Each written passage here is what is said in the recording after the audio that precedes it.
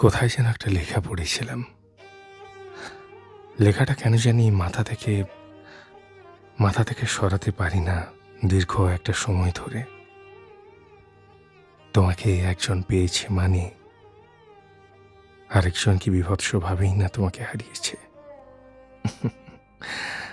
লেখাটা খুব ছোট, কিন্তু পৃথিবীর সমান বিশাল কথাটার গভীরতা।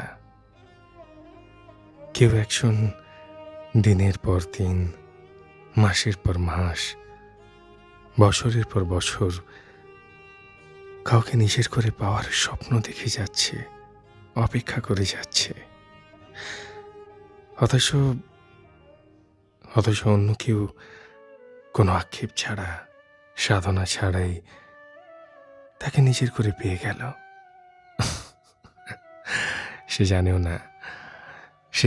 না সে যাকে নিজের করে পেল, তাকে পেতে একজন কত শত দিন ধরে ক্ষুধার্ত ভিক্ষুকের মতো